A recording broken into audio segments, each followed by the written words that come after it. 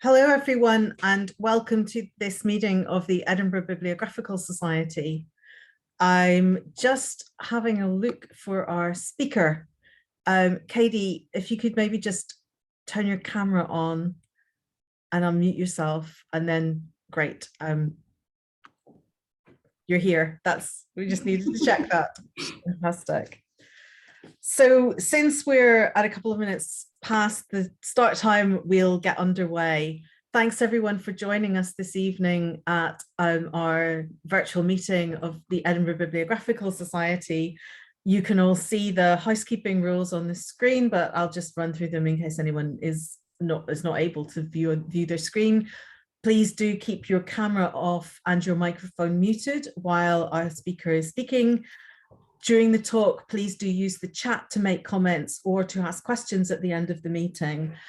After the meeting, we'll have a Q&A session, and if you type your questions in the chat, I'm quite happy to field them to Katie to answer. But if you think this is a question I'd really rather ask myself, do say. And if for any reason you can't access the chat, do put your hand up. Or otherwise visually indicate, and I'll maybe have a pause at the end to ask if anyone would like to speak who hasn't been able otherwise to speak, when you can unmute and ask questions. Please do use the hashtag #EdinBibsoc if you're tweeting about this event. And also please note that this talk is being recorded, and it, like other talks we've given, hopefully be published eventually on our YouTube channel. I think those are all the housekeeping things I wanted to say. So without further ado, I'll introduce our speaker. Katherine Holderith is a third-year PhD student in the Department of History at Durham University, researching gendered sanctity within female monastic material spaces in England from the early to the high medieval period. She earned her MSc in Book History and Material Culture from the University of Edinburgh, where she first became interested in nuns and their books, investigating the book history of Scottish female monasticism. Hailing from the United States, she enjoys explaining the concept of old to her country people, and in fact is coming to us live from New York. I was saying I feel like a Saturday Night Live host saying that, live from New York tonight. So Katie, over to you to give us your very interesting talk. Great, thank you so much. I'm just going to share my screen and get us going. There we go. I just want to say thank you so much to the Edinburgh Bibliographical Society for having me. It is a great honor, and I really hope that you all enjoy the talk. So let us begin. My talk is called Burnt in Their Own Presence, Books of the Scottish Female Religious During the Late Medieval Period, which is kind of a dramatic title, but it's kind of a dramatic topic. So the most common refrain heard when entering the scholarly conversation of medieval female religious in Great Britain is often negative. General laments over the lack of evidence or the lack of scholarly interest. In England, where manuscripts from female houses are much more plentiful than Scotland, Veronica O'Mara writes that the evidence is uneven, sometimes non-existent, and often quite impenetrable. In Scotland, the situation is dramatically dire. According to David Eason in 1940, it has, quote, not been attempted, nor is it indeed possible, since the material available for study is very scanty. Eason's words echo throughout the 20th century, and due to the seeming lack of available material, interest in the female religious of Scotland waned considerably insofar as there was little to no scholarly output on the topic until the new millennium. Fellow Scottish nun scholar Kimberly Ann Curran calls this lack of interest surprising, especially since a wide range of studies has been carried out on the Irish, Welsh, and English female religious houses. Yet Curran herself recognizes the unfortunate discrepancy in evidence between England and Scotland. As for English nuns, there is fertile ground in which to begin new studies of female religious, but the same cannot be said for Scotland. Despite this grim outlook overshadowing any research into the history of female religious in Scotland, it is possible to persevere and construct a limited view of their picture of their lives, and for the purposes of this paper, their books. This paper hopes to contribute to the evolving understanding of female religious communities in Scotland from a perspective of material culture, specifically Scottish nuns' understanding and use of books, as well as their written literacy. Through the repeated investigative efforts using primary documents, as well as using methods of comparison with English communities, I hope I have achieved at least the minimum requirements of the assignment I set for myself. The first barrier encountered when beginning such research is the social and political marginalization of Scotland that it has experienced, especially with regards to the experiences of its women. As a part of the United Kingdom, Scotland is often subsumed into both a retrospective historical and contemporary context into the catch-all heading of Great Britain. However, British topics have a decidedly English bias. Esther Breitenbach et al. Argues that the very capacity to distinguish between the meaning of British and English is rare enough, so that in the circumstances of Britain, Scotland fails to emerge as a distinct and separate entity. This holds true for both modern and historical sources, as monographs on the history of Great Britain often only hold a few pages on the corresponding Scottish experience. The general lack of historical evidence regarding certain areas of Scottish history, such as the experience of women or early religious history, only contributes to the peripheral inclusion in its general histories. Through this, Scotland and subsequently the experiences of women in Scotland are often minimized or entirely left out of a patriarchal British experience. It is unsurprising that women, a marginalized group within a marginalized state, are frequently excluded from Scottish history with few anonymous exceptions.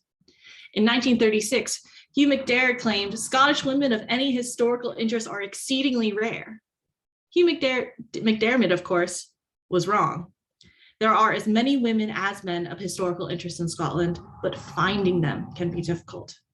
Only recently have the historical roles of women begun to be re-examined and reported in a more nuanced capacity, as there has been increased focus on the intersectional feminist scholarship across academic disciplines.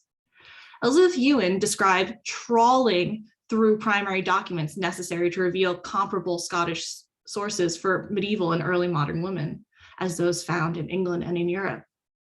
Curran's approach to Scottish medieval religious women is that of a needle in a haystack, in which she seeks out all known from the period and systematically looks for any reference to nuns, convents, or anything else relating to these, no matter how trivial. Whereas researchers of lay female population in Scotland can rely on public records such as primary sources, the type of evidence changes when searching for records of a female religious. Within a religious context, there is usually no record of marriage, as the woman is a professed bride of Christ. Wills are rare, as convent property is communal. Baptism records are only relevant when the name of the female religious is known, which it generally is not. Instead, finding the names and any further information about female religious involves searching through family papers, records of land ownership, few or rent documents, legal transactions, letters of confirmation, cartularies, and papal bulls. In Scotland, there is a dearth of these records pertaining to communities of religious women, which makes identifying and tracking these women's lives much more difficult, if not impossible. Additionally, most religious houses in Scotland, both male and female, were located in and around the contested border with England and thus faced repeated destruction during the medieval period. This is perhaps the single greatest contributing factor to the modern dearth of evidence and the lack of surviving books, let alone evidence of any material culture. Female religious houses usually fared much worse as their male counterparts due to a lack of patronage, funding, and general external assistance. Without support, a house and associated material culture could be lost in a single battle. The Nunnery of Coldstream, understanding its precarious location, attempted to safeguard its property claims against their seemingly inevitable destruction by commissioning a notary public to copy all of its charters into a single volume in 1434. The notary, John Lawrence, notes that he was employed specifically in reaction to a fear of another English invasion. However, the Coldstream and North Berwick Cartularies are rarities. Most charters, court documents, death records, patronage documents, wills, and other form of written sources that have continually shed light on the shady world of female religious in Great Britain are unavailable to Scottish researchers. Therefore, the discovery and analysis of books, or indeed any written record belonging to religious houses, can often provide new evidence for enlightening researchers to monastic practices and lives. Within the Scottish context, the evidence for such a book history is again almost non-existent. The majority of books belonging to Scottish female religious, like the majority of texts from Scottish religious houses in general, did not survive the Reformation. Only when considering the definition of book history in a wide scope can a sketch of medieval Scottish nuns in that context be examined. Compared with over 200 books that can positively be identified as formerly belonging to English nunneries, there are just 4-ish books extant in Scotland identified as once belonging to a female religious. Maybe. I'm not convinced by all of them. These books are the Iona Psalter from the late 12th or early 13th century, supposedly made for Beatrice or Beathach, the first prioress of the Iona nunnery. A late 15th or early 16th century Hours of Our Lady, also associated with Iona. A 1552 printed Psalterium Davidicum of Sister Marian Crawford, and the Constitutions of the Nunnery, or Liber Conventus, both of St. Catherine of Sheen's in Edinburgh. There is the possibility of another printed Psalter that was owned by Sheen's, but it is unclear. Additionally, there are manuscript fragments, possibly from Haddington. Late medieval book clasps, with no indication of the identity of the book, were also found at the excavation in the Elcho nunnery. In addition, a 15th century cartulary compiled for Coldstream is extant, and North Berwick's cartulary has been reconstructed from existing charters. There are no surviving manuscripts or printed catalogs of books associated with female religious houses of which we know. Thus, when solely considering the material evidence, it would seem that there are only 2, or at most 5, houses in Scotland that possessed books, and each house was severely limited in that capacity. However, when considering secondary evidence in comparative studies, this could not have possibly been the case. Instead, it is likely that each nunnery in Scotland possessed books, but almost all material evidence of such has been destroyed. The almost complete absence of surviving books and other written material from monasteries in Scotland is also often surprising to academics doing similar research on the continent. The majority of such destruction can certainly be credited of the centuries of destructive wars in the borderlands, but the Scottish Reformation of the mid-16th century ultimately ensured the erasure of monastic material culture. David McRobert notes that the Reformation in Germany or the French Revolution in France never achieved such a complete annihilation of the past. In a letter from St. Andrews in 1559, Scottish reformer John Knox writes with glee of the monks of the Abbey of Lundors, with their altars overthrown, their idols, vestments of idolater, and mass books were burnt in their own presence. A passage from the Memorials of the family Weymouth of Weymouth mentions the nunnery of Elcho in 1559, visited by their enemies, their own countrymen, more cruel and more bitter towards their religion, who utterly overthrew their monastery and its buildings, so they had to flee. Ugh. The phrase utterly overthrow suggests that, like Lundors, any Catholic material at Elcho was ruined, including the nuns' books, but does not mention them specifically. Only the excavation of the metal book clasp suggests their presence and their destruction in situ. The convent of Sheen's in Edinburgh was likewise destroyed in 1560 by a riotous mob, but 2 books managed to survive. The rest of the Scottish nunneries did not escape reformers' attentions and were all secularized by the 17th century. Without specific detail, it is hard to determine what was destroyed during the Reformation, as most nunneries in Scotland had faced raids by the English since the 13th century. Indeed, the majority of books possessed by the convents up to that point could have been destroyed by the English. This is something that we may never know. It is incredible, for instance, that the cartulary from the nunnery of Coldstream has survived despite the convent's precipitous location on the River Tweed. Most border nunneries, such as Eccles, Lincoln, and Berwick upon Tweed, were not as lucky and fluctuated between states of ruin and rebuilding. Thus, it is unsurprising that so few books survive from these nunneries. English nunneries rarely suffered from war as their Scottish sisters did and continuously added to their libraries. Scottish nuns would have had to continually restock, an expensive and time-consuming process. When the Reformation finally reached Scotland, some nunneries were in such a poor state that there was hardly anything left to destroy. Scottish nuns and their books were not exclusively the target of English raids and Reformation riots. Monks also faced destruction, but fared better historically. Less than 200 books associated with Scottish monks survive today, but there are extant catalogs of some monastic libraries that can provide context for the religious literary culture of medieval Catholic Scotland. In his monograph, Notes on Early Monastic Libraries of Scotland, Ernest Savage uses 2 catalogs to draw conclusions about monastic libraries in Scotland. The Registrum Librorum Angliae, written in the early 15th century by traveling friars, and the Catalogus Scriptorum Ecclesiae, from the early 15th century. Of the 7 Scottish monasteries included in these catalogues, each had about an average of 65 books as per the writing of the registrum. Savage argues, and I agree, that the books listed on the registrum are only a selection of the monastery's libraries, as enumerated by the friars. It is possible, based on these lists, that the monastic libraries in Scotland could have been significant and perhaps as large as their English brethren. Additionally, comparison of the catalogues provides an interesting insight into the book history of the monasteries. For instance, there was a significant loss of books between the 13th and 15th centuries, almost about half the number possessed by each monastery, likely due to destruction or neglect. Yet monasteries were also continuously adding new titles to their collection. The data contained in these catalogues is likely representative of larger trends in Scottish monastic history, despite its deficiencies. It implies an additional number of unknown books, but gives no indication as to how many. Similarly, of the 4 books that have survived, none of these books tell us anything about from the collections from which they came.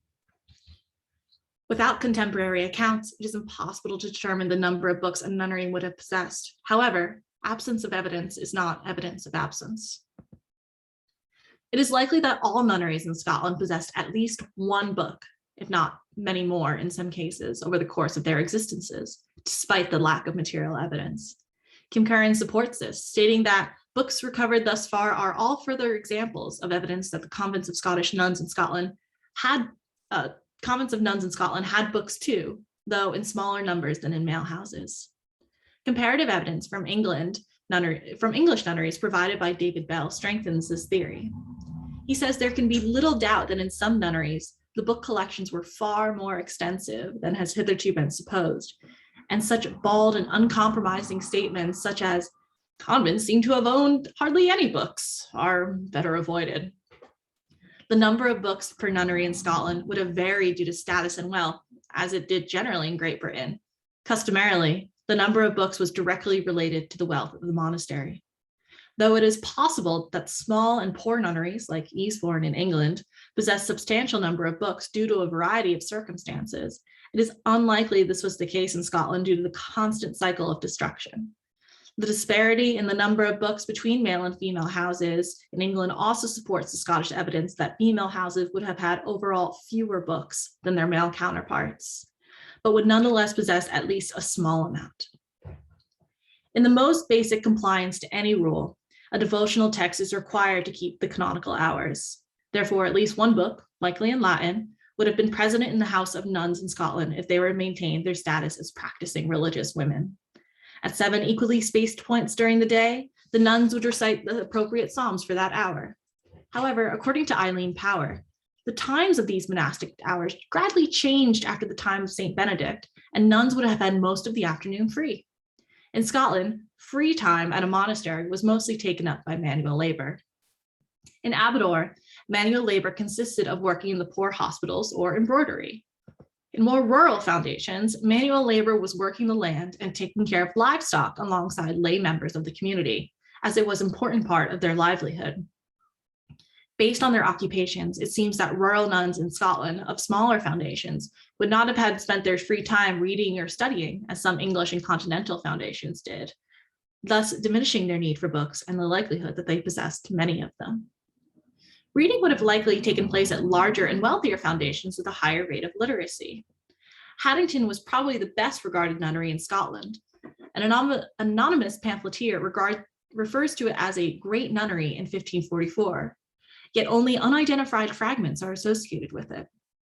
Haddington was certainly the richest nunnery in the 16th century, with an income of 2,710 Scots pounds. It received payments to house Prince Margaret, daughter of King James II, between 1460 and 1469, in addition to any wealth obtained during the land fewing and their wool industry. Not only would Haddington have had the means to possess books, they would also have the population to read them.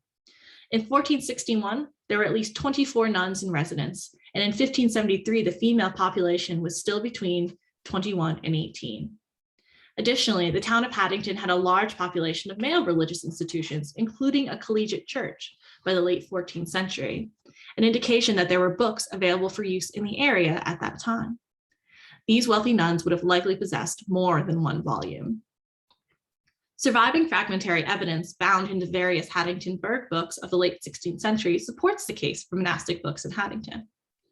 Stephen Mark Holmes makes notes of 3 fragments of a liturgical text that cannot be positively identified as belonging to any specific institution, but of the Hadding monastic community in general. A leaf from the 15th century antiphonal was removed from the Haddington court books. Also removed was a bifolium from a late 15th century missal, including 7 Scottish saints. Finally, in the accounts of the common good of Haddington, a leaf from a 15th century Cistercian breviary was extracted. This last fragment is most compelling because there are not any known Cistercian monks in Haddington, suggesting that this unidentified page of a breviary could have belonged to the nuns. This is not enough evidence to make an assured conclusion, as manuscripts flew around like butterflies in the chaos of the Reformation, and this Cistercian breviary could have come from anywhere. However, its specific locality suggests that it most likely came from the nunnery. Other nunneries with enough excess income to possess multiple books were North Berwick, Coldstream, Elcho, Sheens, and Iona. We have material evidence from Sheens and Iona that points to the likelihood of communal volumes present within the house. Additionally, individual nuns could have possessed their own books prior to entering the convent, which they brought with them upon profession. The printed Psalterium Davidicum from Sheens is the best extant example of this. The printed Psalter, National Library of Scotland H8F17, holds a manuscript inscription on the recto of the flyleaf that gives both the ownership and location. This book pertains to Sister Marian Crawford in the place of Sheens beside Edinburgh. This book was likely given to Marian by her brother John and then brought with her into the convent. This volume is close in size to our modern hardcover and small enough to be carried or packed easily. Though quite plain for a 16th century Psalter with only black and red ink, no illuminations, and this is paper as opposed to parchment, it has gold foredges and intricate woodcuts throughout. Use of this manuscript is hard to determine as there were minimal additions until we reach the end. The end leaves contain beautifully handwritten prayers in red and black to match the printed text. The addition of these prayers, the person-specific ownership inscription, and the size of the book itself suggests that this volume was individually used, though it could have been considered communal property once it reached the nunnery. The instance of the Crawford Psalter at Sheens is likely not unique, and many other books may have existed at this wealthy urban convent, but there are only 2 other books which may be connected to Sheens. A 1496 breviary, once owned by John Crawford, could have also come into possession of his sister's sisters. A printed book held at Edinburgh University Library, DD 124, he gifted the breviary to the chapel of St. John in 1511, which may have been later owned by the nunnery. If nuns did not have access to this book, they left no specific inscriptions.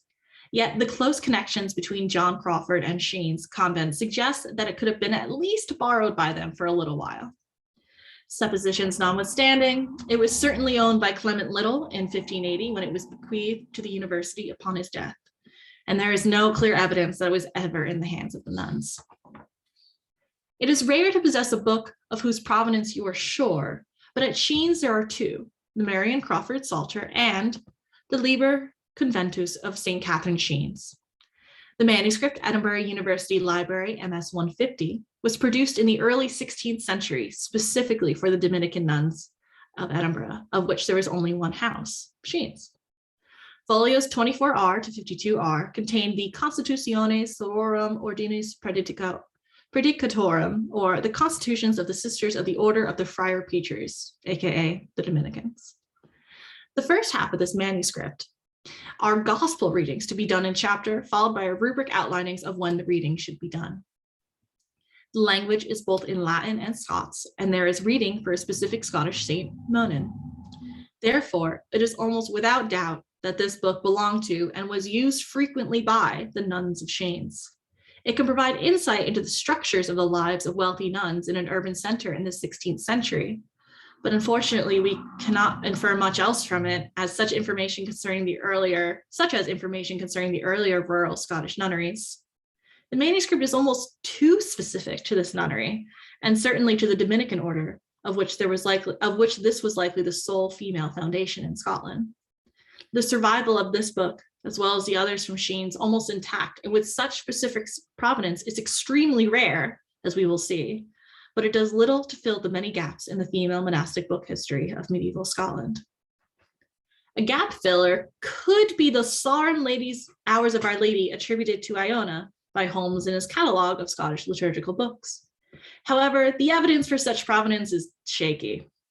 This manuscript, National Library of Scotland, MS 16499, was likely written in the late 15th or early 16th century in Flanders and could have been present at Iona in that period. The island is mentioned as Icolmankill in an obituary added to the calendar in an imitation insular hand for Sister Sarah Kirkham, who apparently died in 1192. The mention of Iona in connection to this woman recommends the nunnery over the male monastery. As the hand is writing in an imitation of the insular, there is no paleographic evidence to date it, but Kerr tentatively suggests the 17th century, long after the nunnery was dissolved. Holmes dates it earlier to the turn of the 16th century and interprets Sarah's death date as 1492. To me, the date looks clearly to be 1192, and Kerr backs me up, so I'm not sure if Holmes had additional evidence that suggests that he does not mention for this date, or if it's just a typo. Either way, I do not think the obit evidence is strong enough to conclusively place this manuscript at the nunnery.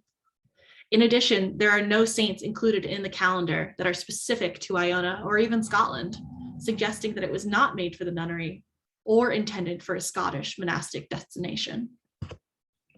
Additional inscriptions are equally unhelpful. There's an obit for the death of John Edmonston of that ilk in 1564, but by 1574, the nunnery was likely dissolved, and in 1676, the volume was owned by Robert Kirk, minister of Balquhidder. The size of the book, pocket-sized, and the many editions of prayers indicate that it was likely a book owned by an individual as opposed to a community. If it was at Iona, it likely would have been brought in by a professed woman and then departed with the Reformation. Individual reading at Iona would not have been unusual, as evidenced by the modern reconstruction of the cloister. Curran notes that it shows seating and arrangements that were made for the use of the space and contemplation by individual nuns. It is likely that some nuns brought their own books to an isolated monastery like Iona, distinct in rule and location. However, I am not convinced that this Book of Hours was present on the holy island of Iona, and it is generally unhelpful in the search for female monastic book history in Scotland. Unlike the Book of Hours, the Iona Psalter has specific connections to the nunnery.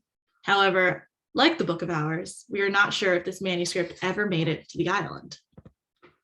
Though relatively young and plain when compared to its English counterparts, the Iona Psalter is the oldest manuscript connected to a female monastic house in Scotland, and possesses similar acclaim in certain circles to, say, the 10th century Book of Nunneminster and its famous scriptrix. This Psalter, MS 10,000 at the National Library of Scotland, is of its highest quality and was likely written between 1180 and 1220 in Oxford on vellum.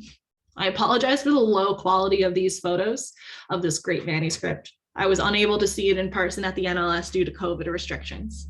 So we have a picture of a computer with the microfiche. It contains a calendar, a Gallican Psalter, canticles, the Athanasian Creed, litany, a Psalter of the Virgin, and additional prayers written in many different hands.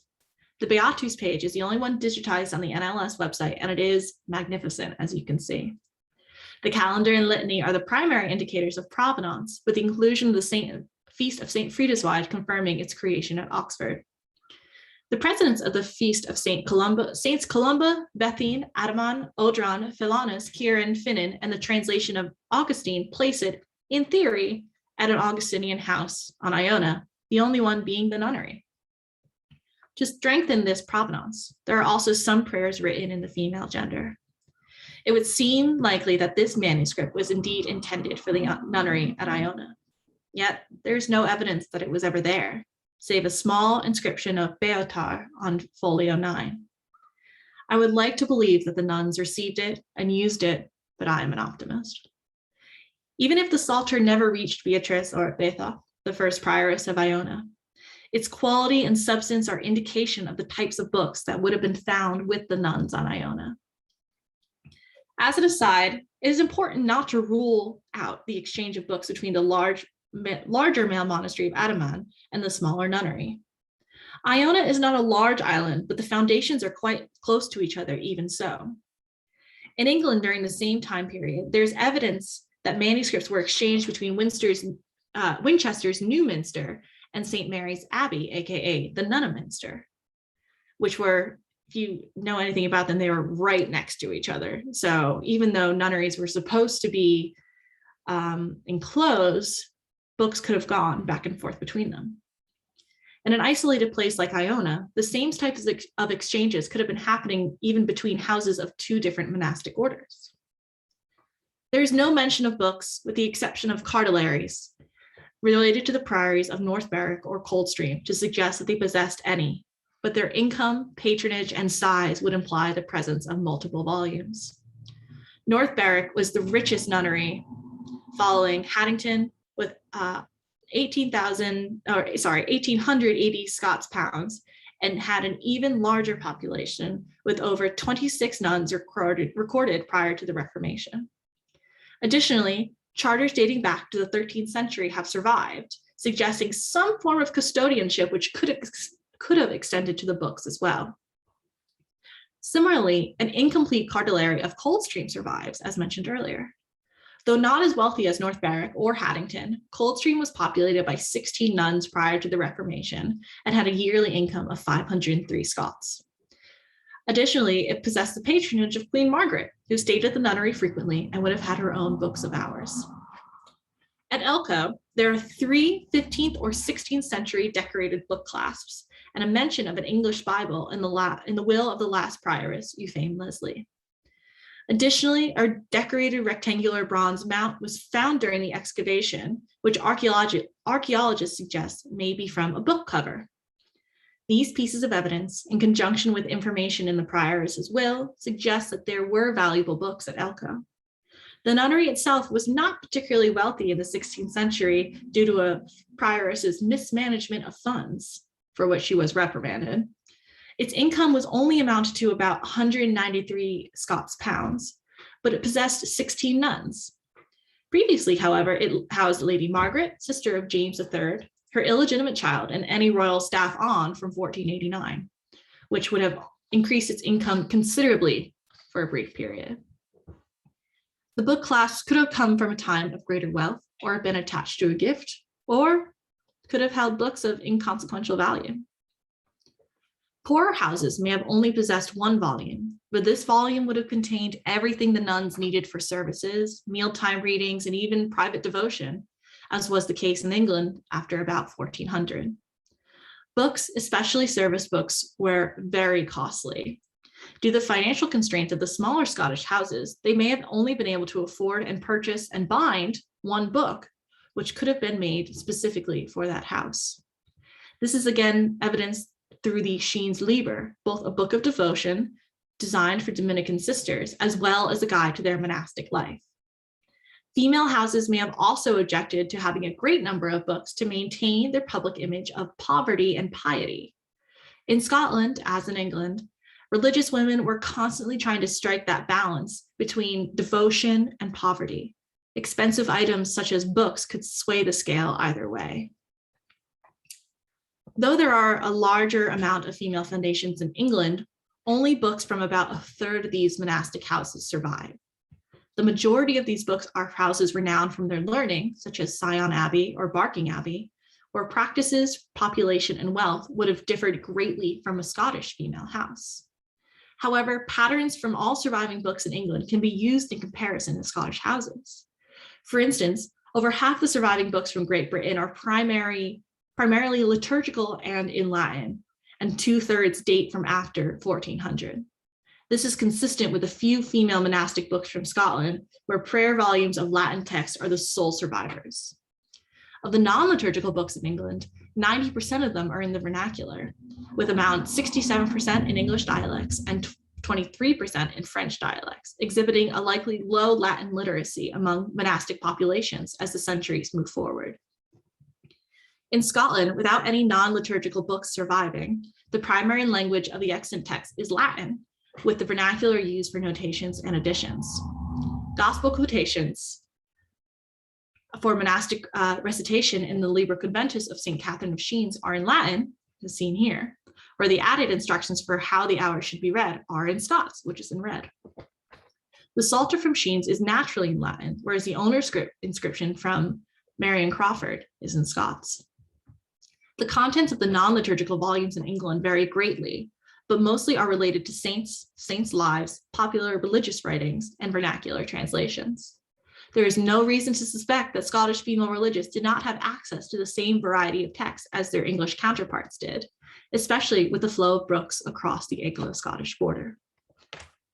There is a particularly strong case for the presence of hagiography in the female religious houses of Scotland, despite the lack of physical evidence. The Psalter and the Lady Hours of Iona both contain calendars and litanies containing a variety of saints, both ancient and very specific local saints. In her investigation to the religion of pre-Reformation women, Audrey Beth Finch argues that there is strong evidence for the devotion of saints in medieval Scotland and devotion to virgin martyrs in particular, very similar to England. Her evidence is derived from any records, from records of money offerings, donated images, ornaments, vestments, and annual rents, in addition to calendars, litanies, and hagiography from male houses and lay prayer books. The vernacular Legenda Sanctorum, or Legend of the Saints, gained popularity around 1400 in Scotland and would have joined with the growing body of vernacular hagiography directed at women that included the vitae of St. Catherine of Siena, St. Margaret, and devotion to St. Mary. Though there is no single piece of evidence that I have found yet which directly suggests the presence of hagiographical texts in Scottish nunneries, in an environment of such strong devotion, it is unlikely that these texts did not exist in addition to any visual imagery available. Unlike psalters or books of hours valued for their liturgical texts and gold leaf, these books would likely not have been saved from battle or spared in the Reformation. It is possible that they were targeted directly for their unholy idolatry. Despite their use and prevalence and pervasiveness within a church setting, only 4-ish books have survived from medieval Scottish nunneries. In comparison to extant collections in England and Germany, this is an extremely small number. We conclude that other volumes, perhaps many, likely existed in Scottish nunneries, but they unfortunately did not survive centuries of English attacks, the Scottish Reformation, or have yet to be identified. Nonetheless, I will keep looking. Is the Dame Charlotte in the Playfair Book of Hours a nun? The possibilities are there. But until deeper research into the books of Scottish religious women can be done, we must be contented with only a few books to fill a shelf that once held many more. Thank you. Thanks very much, Katie. That was a really great talk. So we've got some time for questions. If anyone would like to type them into the chat or signal that you'd like to ask a question in person, please do so. We'll try and keep an eye on the chat for questions that you might have. I find this image of what we have left is some book clasps indicating that there probably were books, quite symbolic of this is the evidence we've got to work with, the fade, the complete lack of it, and how to reconstruct where there really is not a lot of surviving evidence. I think I want to start with a question about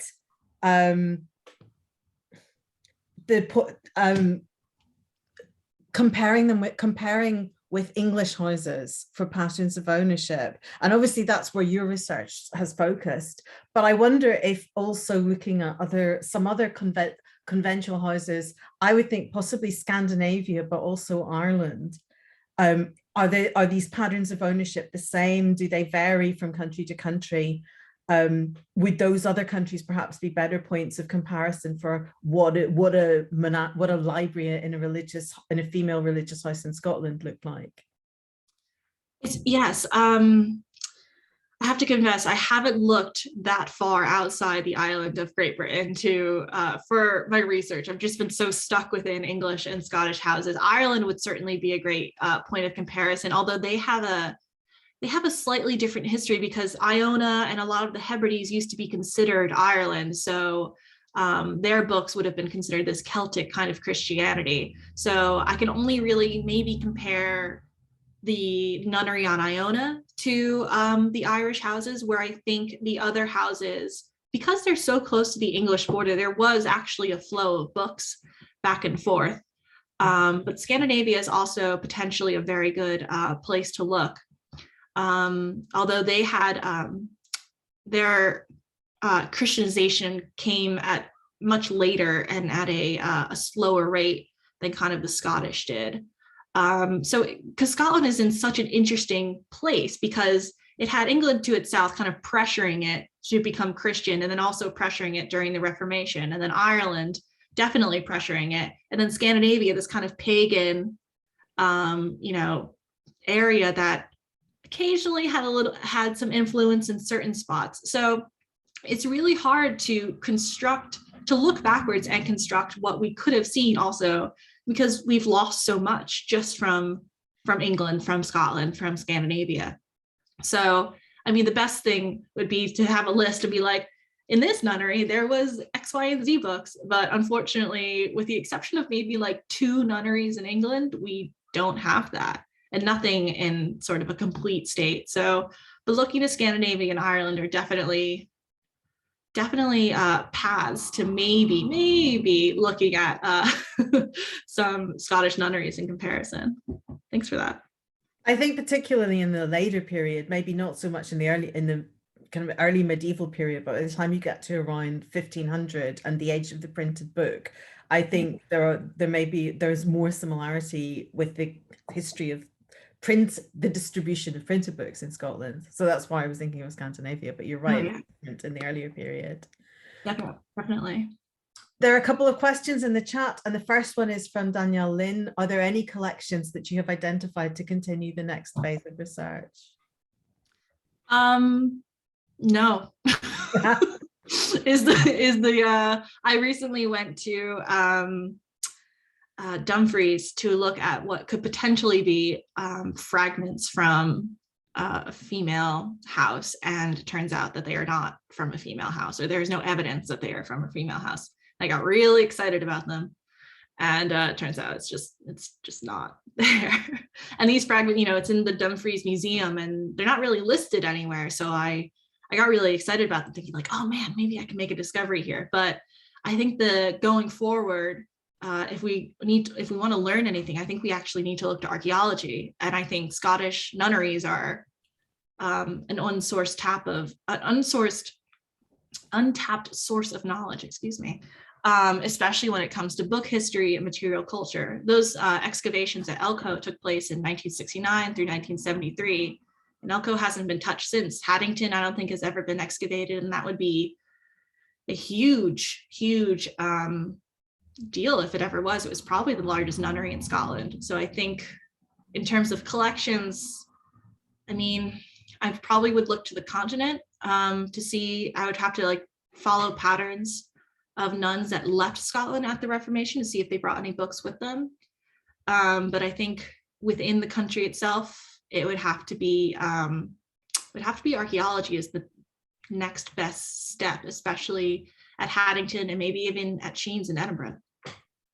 I think you made a really great point about the manuscript fragments which crop up in book bindings, etc., that we just assume they come from male religious houses, but why not female? Yeah, and that's where the Dumfries fragments were as well. They were all found in book bindings of books from the early modern period. So if we can deconstruct some of those books, maybe we'll find some more. But that's kind of where we're looking at the moment. We also have a question in the chat from Elizabeth Cornby Lawrence. Has anyone tried tracing any of the nuns from the Scottish houses after the Reformation? In England, the fate of some of them is occasionally known, and there may be routes by which books could have passed into private hands that way. Yes, there are a lot of people. So as opposed to the English Reformation, where, you know, someone knocked on the door and said, get out, and then gave them pensions. Usually it was, as much as there was destruction and riots and mobs kind of chasing people around and making sure that Catholicism never came back to Scotland, the people who ended up owning the land generally let the nuns just die out within the nunnery, or gave them a place to live on the land. So we do have records of nuns kind of sticking around actually until their death. And in a will, for instance, the last prioress of, I think, Elcho, of Euphane Leslie, she does have an English Bible in her possession, which she bequeaths to somebody, but that Bible has never been traced, and people have attempted to trace it. And so it is interesting, and I think that is definitely a source to try and trace some books, but sometimes the nuns are not recorded. Sometimes it just says the rest of the nuns got this pension, or only the prioress is recorded.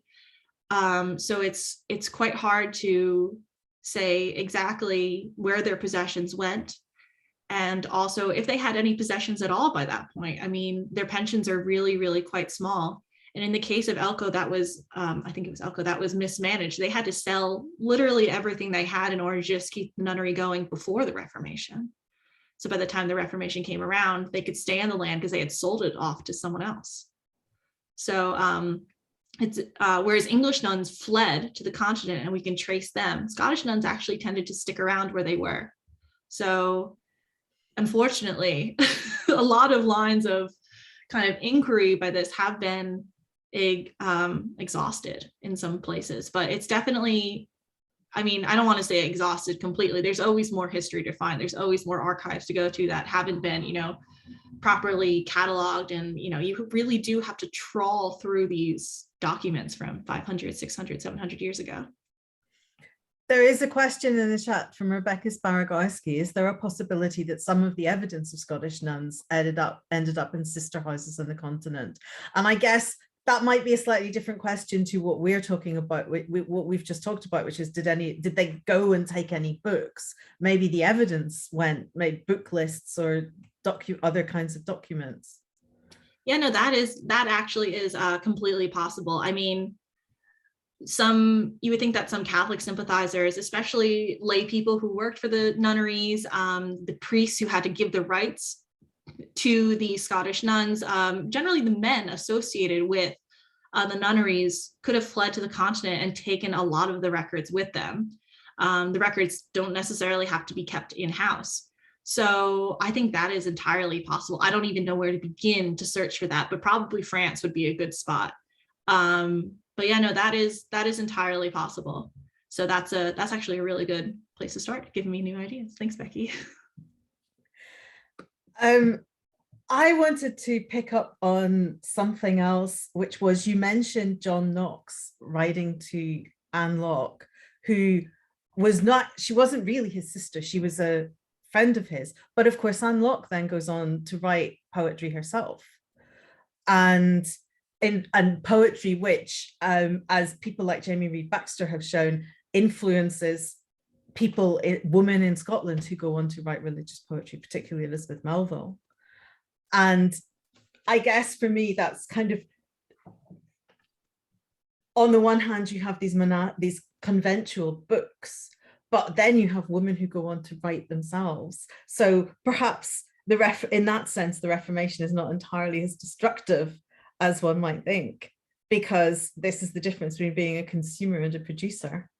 Yeah, I think there is, in England, again, to use England as a comparison also, because that's what I'm working on right now, there's a strong history of women writing within a religious practice. I mean, you think Julian of Norwich, she's the only one that comes to mind. I know there's a bunch of others, but even women as scribes copying down religious texts and composing their own religious texts. I mean, writing within a religious way was kind of one of the only ways to write for kind of a long time, with this kind of, you know, the idea of Catholicism kind of hanging over you with whatever you wrote down, because you were really functioning within a society focused under Catholicism, focused under the church. So I think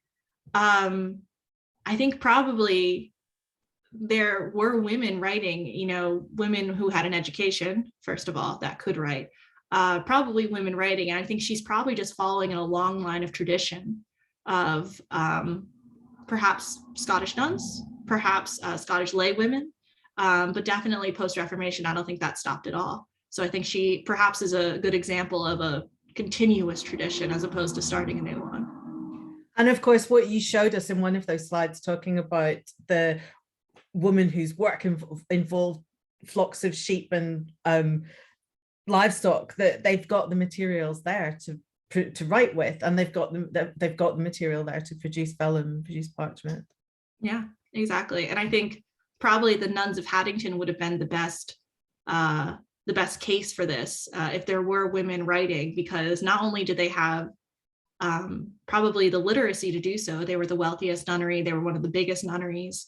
They also had the most amount of land that they controlled. And so they had the resources to write in-house, to produce parchment, to produce ink and all of that, or they had at least someone to pay to do it for them. So.